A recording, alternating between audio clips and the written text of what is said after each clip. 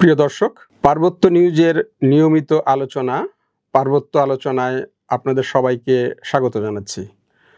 পার্বত্য আলোচনায় আমরা মূলত পার্বত্য চট্টগ্রামের সাম্প্রতিক বিষয়, ঐতিহাসিক নানা বিষয় এবং কৌশলগত নানা বিষয় নিয়ে আলোচনা করে থাকি। আজকে আমাদের এই আলোচনায় আমাদের অতিথি হিসেবে এসেছেন ব্রিগেডিয়ার জেনারেল শ.ম. মাহবুব-উল আলম। ব্রিগেডিয়ার জেনারেল শ.ম. মাহবুব-উল আলম, আপনাকে আমাদের অনুষ্ঠানে স্বাগত জানাচ্ছি। আপনাকে অসংখ্য ধন্যবাদ। আপনার দর্শক শ্রোতা এবং পাঠকদেরও ধন্যবাদ। জনাব মাহবুব-উল আলম, আপনাকে আমরা আমন্ত্রণ জানিয়েছি তার প্রধান কারণ, আমি জানি আপনি আপনার সামরিক জীবনে বেশিরভাগ সময় আপনি পার্বত্য চট্টগ্রামে কাটিয়েছেন এবং পার্বত্য চট্টগ্রামের প্রায় সকল মানে পদে যে সমস্ত দায়িত্ব আছে সেই দায়িত্বগুলো পালন করেছেন এবং আপনি আপনার দায়িত্ব পালনকালে পার্বত্য চট্টগ্রামে অনেক গুরুত্বপূর্ণ ভূমিকা রেখেছেন আমি জানি। তো সে কারণে আমরা আপনাকে আজকের এই অনুষ্ঠানে স্বাগত জানিয়েছি। আপনার কাছ থেকে আমরা পার্বত্য চট্টগ্রামের বিষয়গুলো নিয়ে জানতে চাই। প্রথমেই আমি জানতে চাই, এই যে বাংলাদেশে একটা পরিবর্তন হলো জুলাই বিপ্লব, এই জুলাই বিপ্লবের পরে পার্বত্য চট্টগ্রামের কৌশলগত বা প্রতিরক্ষা বা সেখানকার আইন শৃঙ্খলা পরিস্থিতি বা বিচ্ছিন্নতাবাদ, এর উপরে কি ধরনের পরিবর্তন বা কোনো পরিবর্তন আপনি দেখতে পান কিনা? অসংখ্য ধন্যবাদ যারা মেহেদী হাসান পলাশ আপনাকে এবং সেই সাথে পার্বত্য নিউজের দর্শক শ্রোতা এবং যারা আপনার পত্রিকা পড়াশোনা করে নিয়মিত পাঠ করেন সেই সমস্ত পাঠকবৃন্দদেরকে সবাইকে আসসালামু আলাইকুম রহমতুল্লাহ। প্রথমে আমি বিনয়ের সাথে বলতে চাই যে আপনি সঞ্চালক, আপনি বিনয়ের সাথে আমার অনেক কিছু বলেছেন আমার অ্যাচিভমেন্ট সম্পর্কে বা আমার দায়িত্ব সম্পর্কে। আমি জাস্ট প্রজাতন্ত্রের একজন কর্মচারী ছিলাম। চেষ্টা করেছি বিভিন্ন সময়ে সরকার আমার উপরে যে দায়িত্ব দিয়েছে বা সেনাবাহিনী আমার উপরে যে দায়িত্ব দিয়েছে সেটা নিষ্ঠার সাথে পালন করবার জন্য কতটুকু পেরেছি সেটা মানুষ বিবেচনা করবে। তবে এই জুলাই পরবর্তী বিপ্লব পরবর্তীতে পার্বত্য চট্টগ্রামের যে পরিস্থিতি, এটা বাংলাদেশের আর অন্যান্য জায়গাতে যেরকম একটা সুনামি হয়েছে, পার্বত্য চট্টগ্রামে এর থেকে বিচ্ছিন্ন কিছু নয়। এখানেও নিরাপত্তা পরিস্থিতির অবশ্যই অবনতি ঘটবে, কারণ যেখানে নিরাপত্তার সাথে সংশ্লিষ্ট যত স্টেক হোল্ডার আছে, army, police, BGB, answer, bureaucracy, কোথাও তো সুনামি থেকে বাদ যায়নি। সব জায়গাতে একটা ব্যাপক প্রভাব পড়েছে এবং অনেকেই যারা তৎকালীন সময়ে উপরে ছিলেন, দায়িত্বশীল ছিলেন, তারা এখন অনেকেই নাই, বিশেষ করে পুলিশ বাহিনী, পুলিশ ফোর্স। আর আর্মির মানে আল্লাহর রহমতে এখন পর্যন্ত পার্বত্য চট্টগ্রামে আর্মির ডেপ্লয়মেন্টে কোনো পরিবর্তন হয়নি। হয়তোবা সে কারণে এখনও আমরা মোটামুটি পূর্ণাঙ্গ নিশ্চিত বলতে পারবো না, বাট আমরা আশা রাখতে পারি যে পার্বত্য চট্টগ্রাম পরিস্থিতি সেনাবাহিনী আগের মতো পেশাদারিত্বের সাথে এটা বজায় রাখবে এবং অন্যান্য বাহিনীকে যত দ্রুত সম্ভব সংস্কার করে তাদেরকে আবার দায়িত্বে ফিরিয়ে এনে আবার সেই আগের মতো করে যৌথভাবে সকল প্রচেষ্টা অব্যাহত রেখে পার্বত্য চট্টগ্রামের নিরাপত্তাও তারা নিশ্চিত করবে। এটা এই বিষয়ে আমি আশাবাদী এবং এছাড়া আসলে কোনো বিকল্প নেই। আমরা যেই ঘটনাটা আমরা দেখতে পেলাম যে জুলাই পরবর্তীকালে হঠাৎ করে আপনার ভারতের বিভিন্ন দিক থেকে, বিশেষ করে ভারতে অবস্থানকারী যে সমস্ত ট্রাইবাল জনগোষ্ঠী আছে, ভারতের দায়িত্বশীল অনেকে এবং ইভেন সেভেন সিস্টার্সের যে সমস্ত নেতারা আছে, তারা বারবার বলছে এবং কেন্দ্রীয় সরকারকে চিঠি লিখছে, এটাই হাই টাইম পার্বত্য চট্টগ্রামকে ভারতের সাথে অন্তর্ভুক্ত করে নেয়া বা ভারতের বাংলাদেশের বিচ্ছিন্নতাবাদী গ্রুপগুলোকে সহায়তা করার জন্য ভারত সরকারকে আহ্বান জানাচ্ছে। এই প্রেক্ষাপটটাকে আপনি কিভাবে দেখেন? এটা ডেফিনেটলি আমাদের জন্য একটা অত্যন্ত নাজুক সময়ের মধ্যে দিয়ে আমরা পার হচ্ছি, এটাতে কোনো সন্দেহ নেই। তবে একই সাথে আমি বলবো যে সমস্ত হাইপ আমরা দুদিক থেকে দেখছি, দুপক্ষ থেকেই পরিস্থিতি নিয়ে একে অপরকে ইনসাইট করার চেষ্টা করা হচ্ছে, উত্তেজিত করার চেষ্টা করা হচ্ছে, এগুলি আমার কাছে মনে হয় মূলত একটা রেটরিক এবং এটা তাদের এটা পুরোপুরি যে একটা পলিটিক্যাল এজেন্ডা, এটা আমি সবসময় মনে করি। হয়তোবা পলিটিক্যাল পার্টির মধ্যেও বা ক্ষমতাসীন দলের মধ্যে কিছু কিছু লোকজনের ব্যক্তিগত হতে পারে, বাট আমার at the end of the day আমার কাছে মনে হয় যে উভয় দেশই প্রফেশনাল বিহেভিয়ার করবে। কারণ এই বর্তমান জামানায় একটা স্বাধীন রাষ্ট্রের মধ্যে যে ফিজিক্যালি জায়গা দখল করে সেটাকে সাস্টেন করা, এটা হয়তোবা ইউক্রেন দিয়ে আমরা এটা সব জায়গায় বিবেচনা করতে পারবো না। ইউক্রেনের প্রেক্ষাপটটা একটু ভিন্ন, আমাদের এখানকার প্রেক্ষাপটটা একটু ভিন্ন। তো এখানে বিশেষ করে আপনি যদি এখনও, আমাদের জনগণ কিন্তু এখনও জেগে আছে। সবচেয়ে আশার বিষয় হলো সাধারণ মানুষ কিন্তু এখনও জাগ্রত। আপনি সোশ্যাল মিডিয়াতে যান, যে কোনো জায়গাতে যান, পত্রপত্রিকায় যান, মানে রেস্টুরেন্টে যান, টি স্টলে যান, সাধারণ মানুষকে আপনি দেখে মনে হবে এখনও উজ্জীবিত, এখনও জাগ্রত। এবং আপনি সম্প্রতি যে গণজমায়েতটা হয়েছে, এই গণজমায়েত দেখলেই কিন্তু আপনি বুঝতে পারেন যে সাধারণ মানুষ মধ্যে কি পরিমাণ দেশপ্রেম এবং ভালোবাসা এখনও জাগ্রত এবং সমুন্নত। এটা কিন্তু যে কোনো প্রতিপক্ষের জন্য একটা কড়া বার্তা আমার কাছে মনে হয়। তো এটা মূলত আমার কাছে মনে হয় এটা তারা ব্যক্তি, মানে একটা people to people, person to person, এবং পলিটিক্যাল পার্টির একটা নির্দিষ্ট কিছু জনগণ দে আর ট্রাইং টু, দুই পক্ষের মধ্যে তো একটা হয়েছে, একটা মানে একটা বহুদিনের একটা সম্পর্ক, সেখানে একটা আপসেট হয়েছে বিষয়টা। সো এইটা আপসেট হয়ে যাওয়ার কারণে অনেকেই উত্তেজিত, সেটা সবাই চেষ্টা করছে তার উত্তেজনা প্রশমন করার জন্য, সবাই যার যার মতো করে বক্তব্য দিচ্ছে। আমার মনে হয় না এটা খুব একটা কনসার্টেড কোনো কিছু। হ্যাঁ, তবে এখানে যারা কিছু কিছু যারা মানে স্বার্থান্বেষী যে মহলগুলো আছে, স্বার্থান্বেষী যে সমস্ত মিডিয়া আছে, তারা কিন্তু এটা ডেলিভারেটলি করছে। এখন এটা কতটুকু দুই দেশের রাষ্ট্র দ্বারা সাপোর্টেড, এটা এই মুহূর্তে কমেন্ট করা খুব ডিফিকাল্ট। তবে আমার মনে হয় যে এটা সেরকম কিছু নয়। সেরকম যদি কোনো কিছু হয় তাহলে আমরা যে ভয়টা পাচ্ছি, আমার মনে হয় না সেরকম কোনো কিছু এটা বিষয়টা। তবে আমার দৃঢ় বিশ্বাস যে জনগণ যেভাবে জাগ্রত আছে, সেনাবাহিনীর স্পেশালি লোয়ার এশারন এখনও যেভাবে জাগ্রত আছে, এবং পার্বত্য চট্টগ্রামের সেনাবাহিনীর তো লোয়ার এশারনই আছে, কাজে আমি এখনও সে ধরনের কোনো আশাহত হওয়ার মতো ঘটনা এখন আমি দেখছি না, বা কোনো ইঙ্গিত আমি দেখছি। কিন্তু এই যে মানে আপনার ভারতীয় মিডিয়া থেকে বলা হচ্ছে চট্টগ্রাম থাকবে না, পার্বত্য চট্টগ্রাম থাকবে না, আমাদের আপনি জানেন খুব এটা খুব হয়েছে, আলোচিত হয়েছে, থাকবে না পার্বত্য চট্টগ্রাম, আমাদের চাই, হলে আমরা ইয়েতে যেতে পারবো। এই যে আলোচনাটা উঠছে, এবং সেখানে ভারতীয় বিশেষ করে অনেক সামরিক কর্মকর্তারা, অবসরপ্রাপ্ত সামরিক কর্মকর্তারা এই বিষয়ে বেশ মানে সোচ্চার, এবং তারা বেশ আউটস্পোকেন বর্তমান সময়ে। এটার কি প্রভাব আপনি কি মনে করেন না যে শুধুই একটা রেটরিক, না এর পিছনে কোনো রিয়ালিটি আছে? এখানে যারা আপনি যাদেরকে দেখছেন, যারা বক্তব্য দিচ্ছে, বিশেষ করে অবসরপ্রাপ্ত সামরিক কর্মকর্তারা যারা বক্তব্য দিচ্ছে, এখানে যেমন আজকে আপনি আমাকে ডেকেছেন, কেন ডেকেছেন? বিকজ আমি দীর্ঘদিন পার্বত্য চট্টগ্রামে ছিলাম। আমি আমার পার্বত্য চট্টগ্রামের দীর্ঘদিনের কর্মজীবনে আমার অনেক পাওয়া না পাওয়া, চাওয়া এবং আমার হতাশার কিছু থাকতে পারে। কখন হয়তো আমার মতো করে বিষয়গুলো ঘটেছে, কখন হয়তো আমার আশার মতো ঘটনা ঘটেনি, কখন হয়তো আমি এমনভাবে একটা অভিযান পরিচালনা করেছি সেখানে শতভাগ সাফল্য আসেনি, আবার কখন হয়তো বা আমি সব জায়গাতে সেরকম সাপোর্টও পাইনি, আবার কখন হয়তো বা পেয়েছি।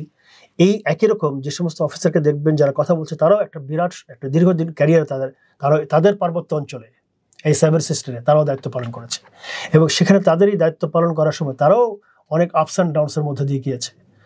একটা জিনিস আপনি হয়তো আমার সাথে একমত পোষণ করবেন, আপনি যেহেতু দীর্ঘদিন পার্বত্য চট্টগ্রামে সাংবাদিকতা করেছেন, আমাদের মধ্যে একটা কথা আছে না যে পার্বত্য চট্টগ্রামে তারাই ভাবে যতদিন তারা পার্বত্য চট্টগ্রামে কেউ চাকরি করে। আমরা একটা ফান করে বলি যে কেউ যখন রাবার বাগান ক্রস করে, অর্থাৎ পার্বত্য চট্টগ্রামের সীমা যখন ক্রস করে সমতলে প্রবেশ করে কেউ, তখন সে পার্বত্য চট্টগ্রামকে ভুলে যায়। আছে এরকম একটা কথা। কিন্তু আমরা যদি একটা মানুষ বলে আজকে আমার ভিতরে পার্বত্য চট্টগ্রামের জন্য যে ভালোবাসা, যে স্থানটা আমার ভিতরে আছে, আমার দীর্ঘদিনে তাদের অ্যাসোসিয়েশনের কারণে এটা আমার মধ্যে সবসময় জাগ্রত। পার্বত্য চট্টগ্রামের প্রতি ভালোবাসা আমার তো মনে হয় আমি আমার গ্রামের বাড়ি থেকে আমি পার্বত্য চট্টগ্রামকে বেশি চিনি। অবশ্যই। হ্যাঁ, তাহলে ওর প্রতি, ওর ভালো মন্দ, ওর আপস অ্যান্ড ডাউনসের সাথে সবসময় কিন্তু আমাদেরকে আন্দোলিত করে। ঠিক একইভাবে আমার মনে হয় তারাও সোলজার, তাদেরকেও ঠিক একইভাবে এটা আন্দোলিত করে। তাদের সেই 7 সিস্টার বিভিন্ন স্টেটগুলোতে যেখানে তারা অপারেশনালি ডেপ্লয়েড ছিল, সেখানকার ভালো মন্দের উপরে তাদেরকেও এটা একটা তার একটা উপর একটা প্রভাব বিস্তার করে। তো সেই হিসাবে তারা আবেগের বশে অনেক কিছু বলতে পারে। আমার কাছে মনে হয় না যে এটা তো খুবই স্বাভাবিক।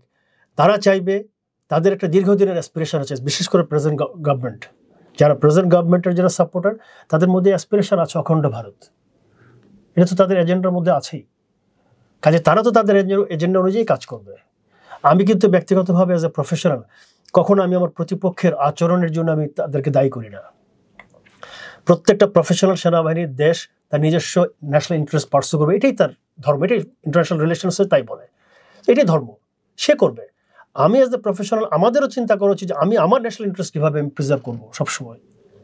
সেখানে আমার দেশপ্রেমের পরিচয়। ওরা কে কি করলো না করলো এটা তোরা বলবে। এই যে মানে ত্রিপুরার মুখ্যমন্ত্রীকে আমরা বলতে শুনলাম যে আমাদের এই গত 2 দিন আগেই উনি বলেছেন যে আমাদের একটা সি বিচ দরকার, গোয়া আমাদের থেকে অনেক দূরে, কাজে এটা চট্টগ্রাম বা কক্সবাজার এটা আমাদের অনেক কাছে হয়, আমাদের এটা দরকার। আবার ত্রিপুরার আরো অনেকেই এই জিনিসগুলো বলছে। আপনি কি মনে করেন না যে এইগুলো কি শুধুই রেটরিক, না এর পেছনে এটা কোনো প্রভাব বিস্তার করছে ভারতের শাসক গোষ্ঠী বা সে দেশের সেনাবাহিনীকে? এই বর্তমান পরিস্থিতিতে ইন্ডিয়ারও কিন্তু একটা বিরাট, তারা বলবো যে তাদের একটা পলিটিক্যাল ফেলিয়ার বলেন, ডিপ্লোম্যাটিক ফেলিয়ার বলেন, ইন্টেলিজেন্স ফেলিয়ার বলেন, অনেক কিছু ফেলিয়ার তারা মুখোমুখি হয়েছে। এটাকে থেকে তাদের জনগণকে ডাইভার্ট করার জন্য ন্যাচারালি এটা যে কোনো দেশ তাই করবে, তারা বিভিন্ন ধরনের ইস্যু তৈরি করবে। এই ত্রিপুরার পলিটিক্যাল লিডারশিপ কিছুদিন আগে তারা কি কখনো ইররেসপেক্টিভ অফ দি গভর্নমেন্ট এখানে কে আছে, তারা তো কখনো পতেঙ্গা সি বিচে আসতে পেরেছে? সে ব্যবসার জন্য তার জিনিসপত্র আসছে, ঠিক আছে, বাট তারা তো আর এখানে এসে বিচে অবগাহন করতে পারেনি, বা এখানে তারা বিচে এসে ট্যুরিজম করতে পারেনি ইচ্ছা মতো, তাই না? কিন্তু এখন কেন বলছে? এখন বলছে বিকজ তাদেরকে দিয়ে এটা বলানো হচ্ছে। এটা আমার ধারণা আর কি, তাদেরকে দিয়ে এটা বলানো হচ্ছে because government has to create lots of narrative, different narratives, এবং বিভিন্ন দিকে করতে হবে, because it's actually it's a big failure on their part. আপনার কথায় বোঝা গেল যে গভর্নমেন্ট তাদেরকে দিয়ে এটা বলাচ্ছে, অর্থাৎ গভর্নমেন্টের মাথার মধ্যে আছে। আমরাও মানে অতীতের অভিজ্ঞতায় আমরা দেখেছি যে যখনই বাংলাদেশে ভারতের পছন্দের সরকার না থাকে, তখন ভারত বাংলাদেশের যে কয়েকটা জায়গা দিয়ে মানে চেপে ধরার চেষ্টা করে বা হিট করে, তার মধ্যে চিটাগাং হিল ট্র্যাক্স একটা। এবং আমরা যদি 1976 এর কথা দেখি, সেখান থেকেই কিন্তু শুরু হয়েছে এই ইনসার্জেন্সি। এখন যেহেতু বাংলাদেশে যে সরকার আছে, ভারত সরকার বলছে যে তার সাথে এই সরকারের সাথে সম্পর্ক স্বাভাবিক হবে না, পরবর্তী সরকার যখন নির্বাচিত সরকার আসবে তাদের সাথে তারা সম্পর্ক তৈরি করবে, এটা পরিষ্কার ভারতের সাউথ ব্লক বা ডিপ্লোম্যাটিক দায়িত্বপ্রাপ্ত কর্মকর্তারা বলছে। তাহলে এই সরকারের সময় পার্বত্য চট্টগ্রাম কি আরো বেশি মানে হয়ে উঠতে পারে কিনা, অস্থিতিশীল হয়ে উঠতে পারে কিনা? কারণ আমরা পরপরই দেখলাম এই যে আপনার দুর্গা পূজা নিয়ে বয়কট করা বা নিয়ে বয়কট করার অনেক চেষ্টা হয়েছে, এবং এই বিষয়গুলোকে আপনি তাহলে কিভাবে দেখতে পাচ্ছেন? এটার প্রশ্নের উত্তর কিন্তু আপনি শুরুতেই প্রশ্ন করার সময় আপনি কিন্তু আংশিকভাবে দিয়ে দিয়েছেন, যে আমরা যদি পার্বত্য চট্টগ্রামের অস্থিতিশীল পরিস্থিতির শুরু তো একদম স্বাধীনতা যুদ্ধের পরপর থেকেই এটা শুরু হয়ে গেছে। 72 সালে অলরেডি শুরু হয়ে গেছে, আর্মি অলরেডি ডিপ্লয় হয়েছিল 1972-তে। তখন তো আমরা টিপিক্যাল কাউন্টার ইনসার্জেন্সির রোলে ছিলাম না, বাট আমরা অন্যান্য অভিযানে পার্বত্য চট্টগ্রামে কিন্তু রাইট আফটার দি ইন্ডিপেন্ডেন্স থেকে আমরা ওখানে আছি। 76-এ বঙ্গবন্ধু শেখ মুজিবুর রহমান মারা যাওয়ার পরে 75 জনের মারা গেলেন, তখন কিন্তু ইন্দিরা গান্ধী ওয়াজ ইন পাওয়ার, এবং তখন উনি ডেলিবারেটলি রকে দিয়ে পার্বত্য চট্টগ্রামে ইনসার্জেন্সিকে উস্কে দিয়েছেন, যার ফলশ্রুতিতে 76-এ কিন্তু তারা সশস্ত্র বিপ্লবটা শুরু করেছে। এবং তখন থেকে প্রত্যেক সময় এটা তাদের পছন্দের, অর্থাৎ আওয়ামী লীগ গভর্নমেন্ট না থাকলে অন্য যে কোনো গভর্নমেন্ট থাকলে যারা চেষ্টা করেছে পার্বত্য চট্টগ্রামের প্রবলেমটাকে সলভ করতে, আওয়ামী লীগ গভর্নমেন্টও ট্রাই করেছে, সবাই ট্রাই করেছে, কিন্তু যখনই তাদের প্রো ইন্ডিয়ান কোনো গভর্নমেন্ট না থাকলেই তারা চেষ্টা করেছে, মানে আপনি যেটা বললেন আর কি, যে তাদের যতগুলো কার্ড আছে প্লে করার বাংলাদেশকে চাপে রাখার জন্য, তার মধ্যে এটা একটা বড় কার্ড। এবং এটা আমার কথা না, আপনি যে কোনো বইয়ে, যে আমি যদি জাস্ট আপনাকে একটা বইয়ের কথা বলি, যে ইনসার্জেন্ট ক্রস ফায়ার, এই বইটা আমাদের অনেকেরই পড়া উচিত। ইনসার্জেন্ট ক্রস ফায়ার, তারপরে দুটি বই সুবীর ভৌমিকের লেখা, এটা, তারপরে ট্রাবলড পেরিফেরি, এই দুটো বইয়ের মধ্যে আলাদা আলাদা উনি চ্যাপ্টারই দিয়েছেন, যেখানে কিভাবে ইন্ডিয়ান, অর্থাৎ ইন্দিরা গান্ধী এবং কিভাবে আমাদের ইনসার্জেন্টদের সাথে যোগাযোগ রাখতে এবং কখন তাদেরকে ইনস্টিগেট করতে হবে, কখন তাদেরকে পুশ করতে হবে, কখন তাদেরকে লেলিয়ে দিতে হবে, এটা তারা সবসময় করেছে। এবং এটা তাদের পলিটিক্স। এবং এখানেও কিন্তু আমি বলবো যে আমি কিন্তু তাদেরকে ব্লেম করি না, এটা যে কোনো দেশে তাই করবে, তার স্বার্থের জন্য সেটা করবে।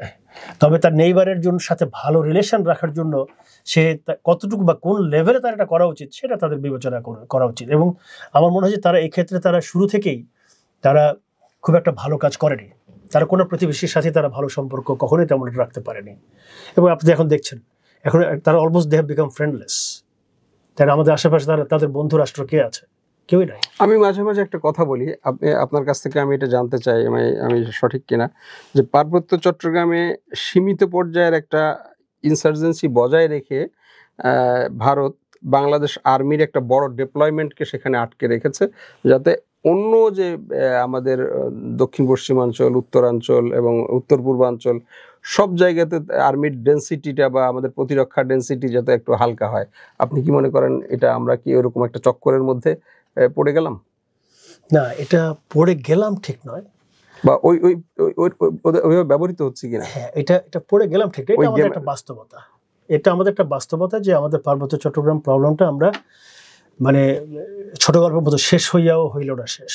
আমরা একটা শান্তি চুক্তি পেয়েছি 1997-এ, সিন্স 1972 আনটিল 1997, বাট আমাদের কিন্তু সেভাবে অবস্থা তেমন একটা পরিবর্তন হয়নি। হ্যাঁ, একদম যে পরিবর্তন হয়নি তা না, অনেক পরিবর্তন হয়েছে। সেখান থেকে আমরা কিছু ফোর্সও রিডিউস করেছি, আমরা অনেক ক্যাম্পও ক্লোজ করেছি, আপনি জানেন।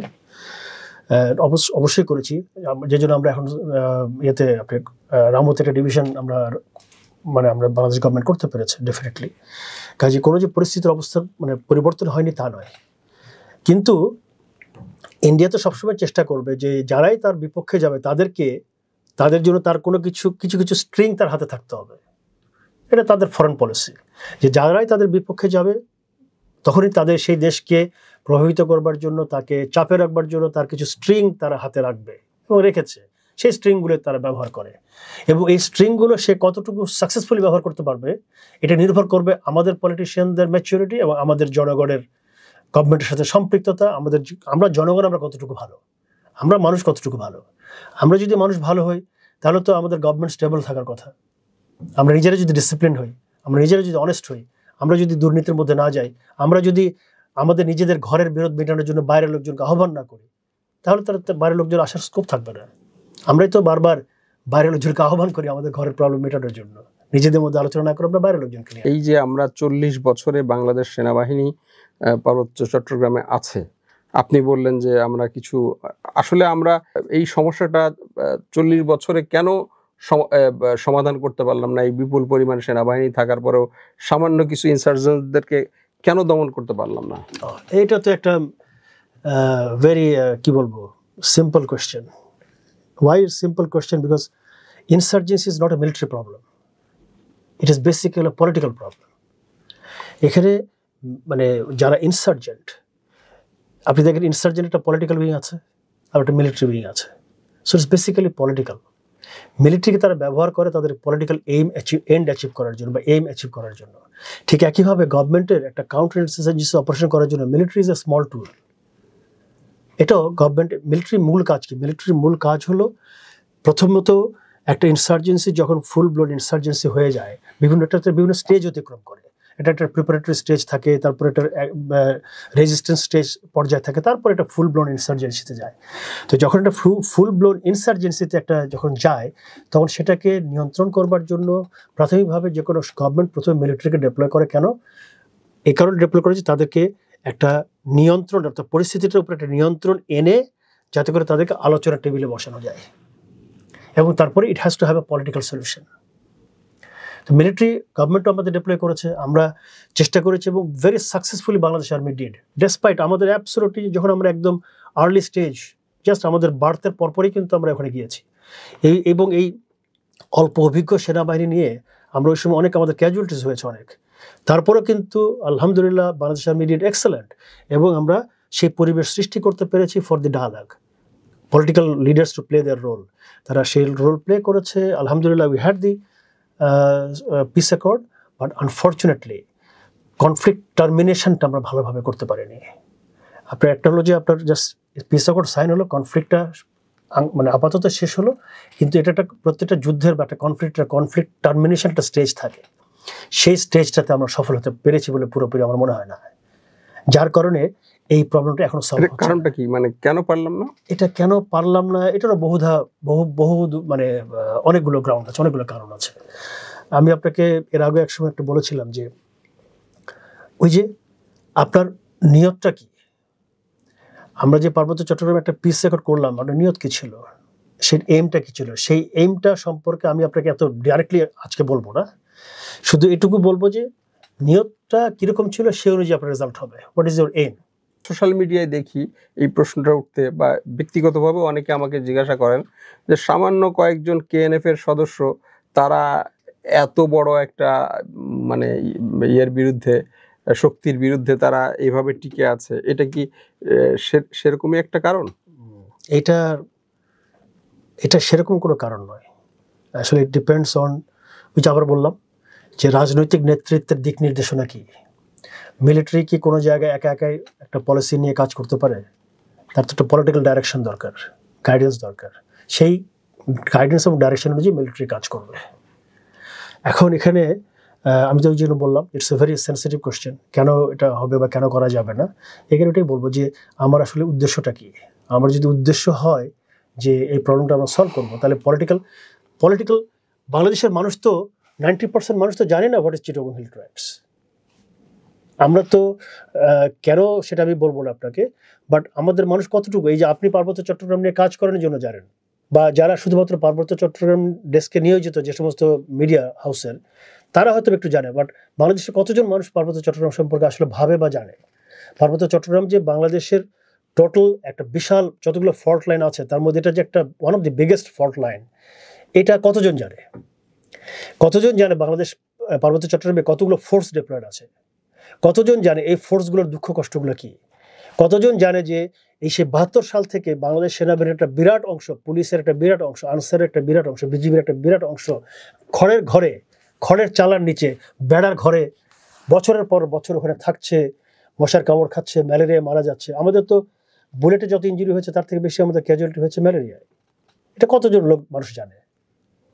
এই যে জানে না বা আমরা মানে জানাতে পারলাম না, এটা কি আমাদের, আপনি ব্যর্থতা মনে করেন না? যে এই যে 40 বছর ধরে বাংলাদেশ আর্মির এই বিপুল পরিমাণ ত্যাগ, শুধু মানে ক্যাজুয়ালিটিস না, বাট এই যে পাহাড়ের মধ্যে কষ্টকর জীবনযাপন, প্রতিদিনের যে কষ্টকর জীবনযাপন, পরিবার ফেলে রেখে, এই যে আপনি বললেন যে ম্যালেরিয়ার সাথে, জোকের সাথে, সাপের সাথে বসবাস, এটাও তো একটা অনেক, এবং বিপরীত একটা পরিবেশে, বিপরীত একটা আবহাওয়া, জলবায়ু, খাদ্যাভ্যাসের সাথে ফাইট করে টিকে থাকা, এটাও তো একটা বড় ধরনের challenge.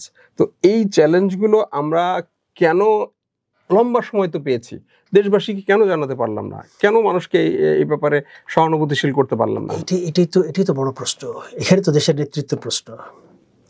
It's not only military leadership, it's a political leadership. কারণ ডেমোক্রেসিতে military subservient to the government, political government. So political and তো মিলিটারি অ্যাচিভ করবে। এবং এই যেটা আমি আপনাকে বললাম যে পার্বত্য চট্টগ্রামের গুরুত্বটা আসলে বাংলাদেশের রাজনীতিতে এটা বোঝা দরকার মানুষের।